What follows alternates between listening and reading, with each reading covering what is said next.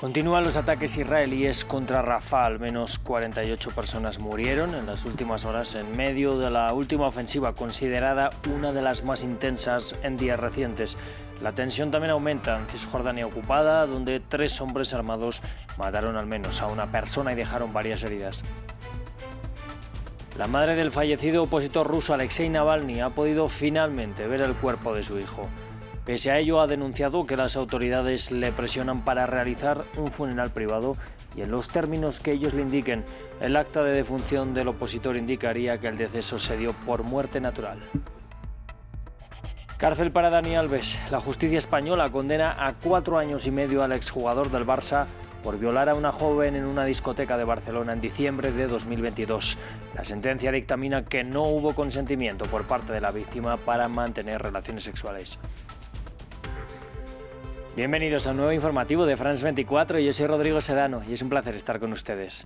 Abrimos este informativo en la Franja de Gaza. El Ministerio de Salud gazatí informó que las fuerzas israelíes abandonaron el complejo donde se ubica el Hospital Nasser en Han Yunis. Las autoridades del enclave denunciaron ataques en las últimas horas que calificaron como uno de los bombardeos más intensos en días recientes. La ofensiva israelí ya ha matado a más de 29.400 personas en el enclave palestino. 48 palestinos han muerto solo durante la última noche tras nuevos ataques sobre el centro y el sur de Gaza. Este jueves, además, un barco abrió fuego sobre la costa gazatí sin que se cuenten heridos. Al tiempo, en la Cisjordania ocupada, 3 palestinos abrieron fuego con armas automáticas contra vehículos en un atasco cerca de un asentamiento judío, matando así a una persona y dejando varias heridas, entre ellas una joven embarazada en estado crítico. Vamos a conocer más detalles en el informe. El atentado tuvo lugar en esta autopista aledaña a un asentamiento israelí al este de Jerusalén. 3 palestinos abrieron fuego contra algunos vehículos que estaban atrapados en un atasco. Llegó la policía, junto con los agentes que estaban en el lugar a cargo del tráfico para garantizar la seguridad de los civiles. Abrieron fuego contra los terroristas y mataron a 2 de ellos. Un tercero resultó gravemente herido. En el atentado murió una persona y varias resultaron heridas, entre ellas una mujer embarazada de 23 años. El ministro de Seguridad Nacional acudió al lugar de los hechos. Dijo que el ataque justificaba las políticas de extrema derecha que ha puesto en marcha.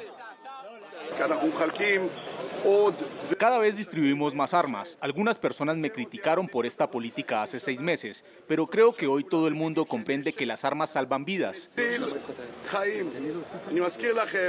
El derecho a la vida de los residentes judíos de Cisjordania es más importante que la libertad de movimiento de los palestinos. Este último hecho se produce en un momento en que las tensiones aumentan en Cisjordania. Desde el ataque de Hamas a Israel el 7 de octubre y la ofensiva israelí en Gaza, han aumentado los enfrentamientos entre palestinos e israelíes en este territorio ocupado por Israel. Las incursiones del ejército israelí, a menudo mortales, son casi cotidianas. Hace unos días, el ministro de Seguridad propuso bloquear el acceso de los palestinos de Cisjordania a la explanada de las mezquitas en Jerusalén Este durante el mes de Ramadán, que comenzará en torno al 10 de marzo. Entre tanto, en Yemen, los hutíes afirman que van a seguir escalando las operaciones en el Mar Rojo conforme Israel hace lo propio también con sus ataques sobre la Franja de Gaza.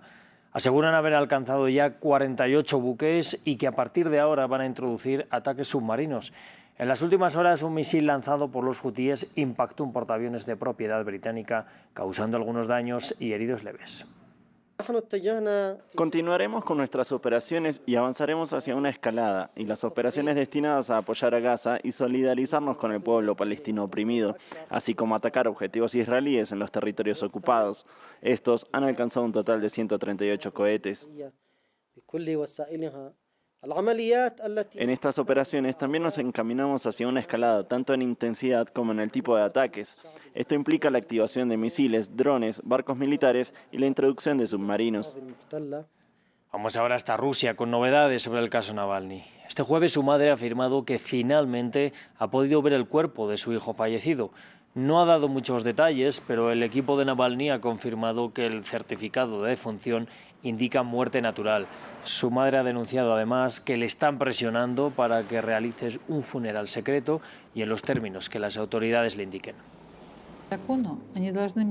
Según la ley, deberían haberme entregado el cuerpo de Alexei inmediatamente, pero no lo hicieron. En cambio, me chantajean, me imponen condiciones. ¿Dónde, cuándo y cómo deben enterrar a Alexei? Esto es ilegal. Reciben órdenes del Kremlin o de la Oficina Central del Comité de Investigación. Quieren que se haga en secreto, sin un servicio conmemorativo. Quieren llevarme al borde del cementerio, a una tumba fresca y decirme, aquí yace su hijo. No estoy de acuerdo con eso.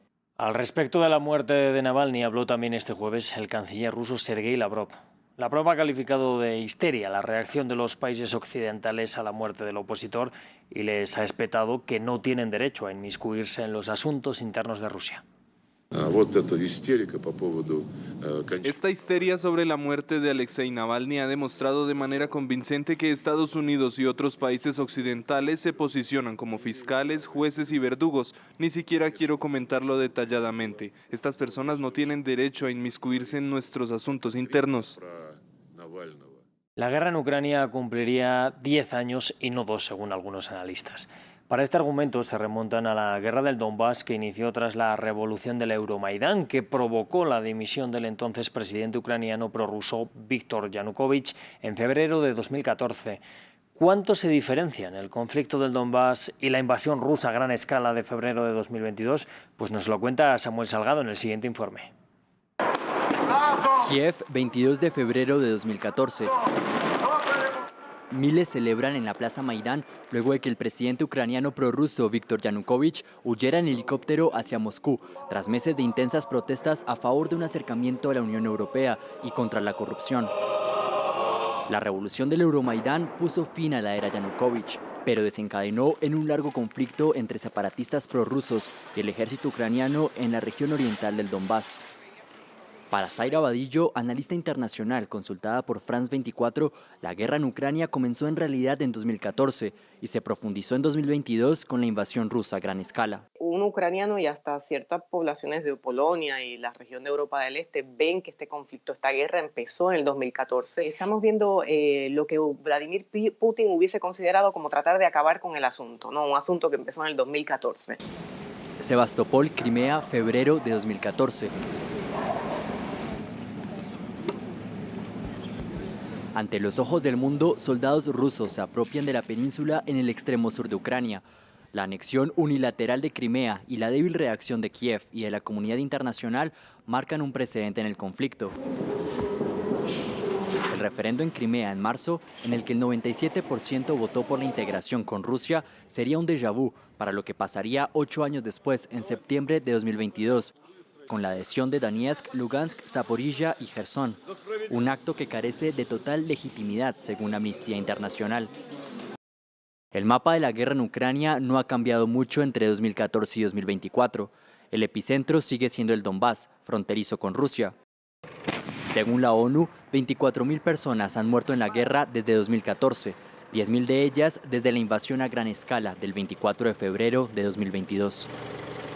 En Alemania, al menos 4 estudiantes han resultado heridos en un centro de educación secundaria tras un ataque con arma blanca este jueves.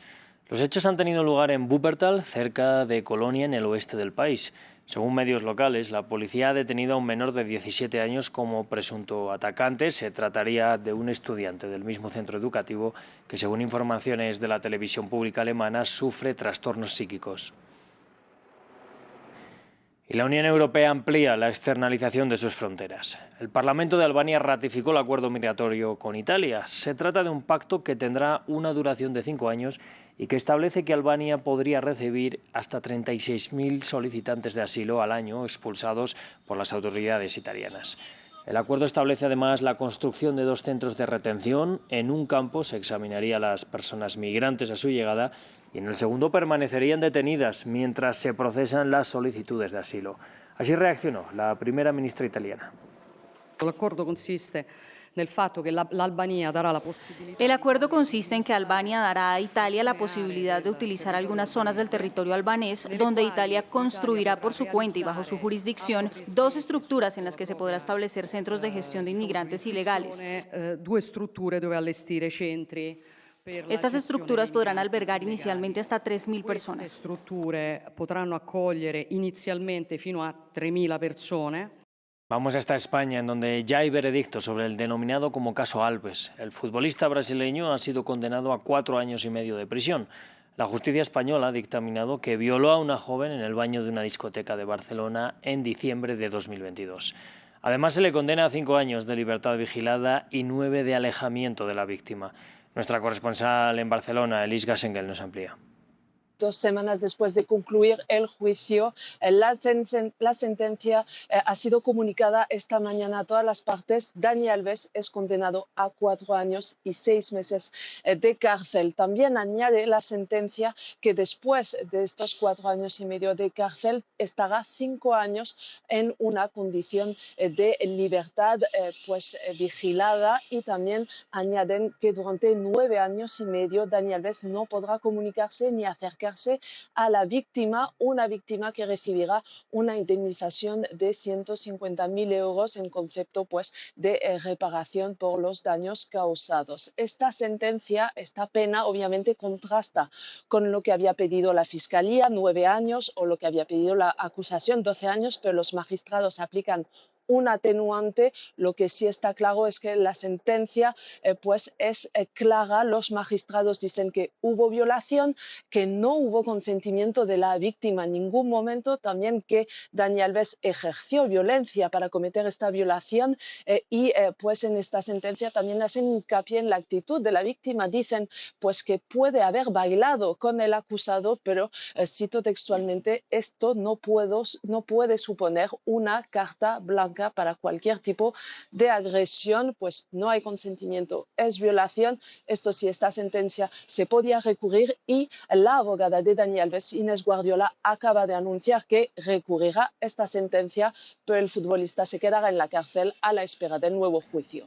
Pasamos ahora a Francia, donde los agricultores vuelven a protestar en todo el país, exigiendo mejoras salariales y restricciones a la competencia internacional. El gobierno francés prometió el miércoles nuevas leyes para aliviar las tensiones, pero muchos agricultores dicen que no son suficientes. Por su parte, la Comisión Europea anunció la simplificación de algunos requisitos ambientales y reducirá también las inspecciones a cultivos y granjas. Unos 200 manifestantes irrumpieron el miércoles en la sede del mayor grupo de productos lácteos del mundo, exigiendo pagos más altos para los agricultores. Su acción forma parte de un mes de protestas en todo el país contra lo que los trabajadores del campo consideran son unas normas medioambientales costosas, unos precios al por mayor inadecuados y una competencia desleal desde fuera de la Unión Europea. Para nosotros era muy importante estar aquí, en un momento en el que se habla mucho de los problemas de los agricultores, de nuestro profundo enfado y de nuestra necesidad de precios e ingresos más altos. Lactalis es un símbolo mundial y nacional de las empresas depredadoras de nuestro trabajo.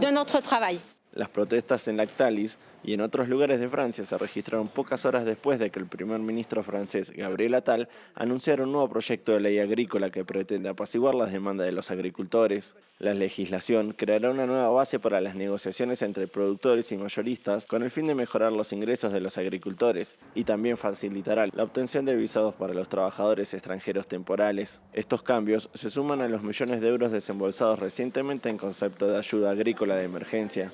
Pero los agricultores dicen que no es suficiente. También están presionando para que se revise la normativa de la Unión Europea, que exige que el 4% de las tierras agrícolas permanezcan improductivas para proteger la biodiversidad. No vamos a renunciar a esto. Hay una delegación que irá a París a finales de semana, y si no hay nada en absoluto sobre las tierras agrícolas improductivas, es seguro que nos movilizaremos aún más. No creo que podamos contener a la gente por más tiempo. Si las protestas continúan en París, amenazan con perturbar la Feria Agrícola Nacional de Francia, un importante acontecimiento social y político al que se espera que asista el presidente Emmanuel Macron. Cerramos este informativo con imágenes de la icónica Torre Eiffel de París, que permanece cerrada por 4º día consecutivo debido a una huelga de personal.